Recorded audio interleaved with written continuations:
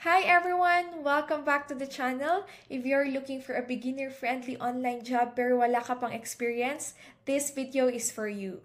Today, I'm going to share two easy online jobs that are perfect for beginners. So first, we have the data entry and the lead scraping. You can do this full-time, part-time, or habang may ginagawa kang iba sa bahay. So if you want to earn extra while working at home, please keep watching until the end. So what is data entry? Let's start with the basics.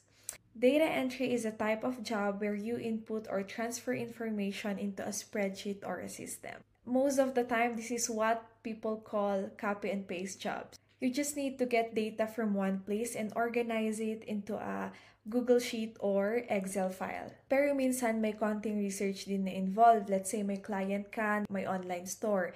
Then they ask you to organize the customer orders such as the copying of names, emails, and even the order details. Then just paste those into a file. Ganun lang kasimple, no advanced skills needed. Here's a sample task para mas clear. Your client asks for a list of food delivery companies in Metro Manila. You'll go to Google and type Food Delivery Services Metro Manila. Then you'll get information like company name, website link, as well as the phone number and the location. Then i-paste mo lang lahat ng info sa spreadsheet. That's it. You're helping a client organize data and they pay you for your time and effort.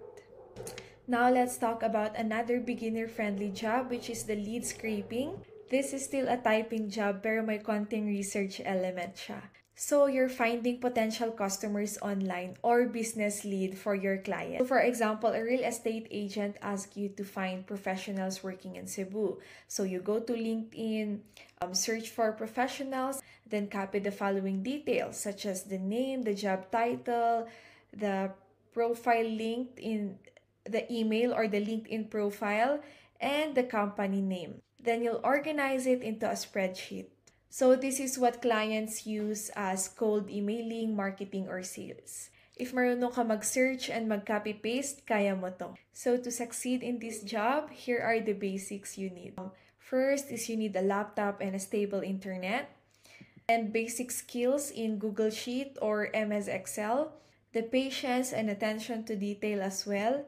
And lastly is the basic English communication. You don't need to be fluent as long as you can understand instructions, okay na yun. Kahit students, stay-at-home moms, or career shifters, kaya nyo to. Now, saan ka makakahanap ng ganitong job? Here are the legit platforms you can try today. First, we have the onlinejobs.ph. This is perfect for Filipino freelancers. We also have Upwork.com is for long-term clients and long-term gigs. In Fiverr.com, you sell in Fiverr.com, you sell your own services like data entry or lead scraping. Freelancer.com, it's another job marketplace. Freeup.net, this is a curated platform, may screening pero quality clients. And lastly is the LinkedIn. So in LinkedIn, you can type for data entry or lead generation in the job search. Just create your profile, set your skills, and apply directly to jobs. My tip here is always read the full job post and only apply to jobs you can do confidently. Pwede kang gumawa ng template cover letter and adjust it per client. That's it for today's video. Data entry and lead scraping are great starting points kung gusto mong kumita online pero wala ka pang experience. Kung may tanong ka or may gustong i-request, drop it in the comment section and don't forget to like, comment, and subscribe. And share mo na rin to help others earn online. And thank you so much for watching and I'll see you in the next video.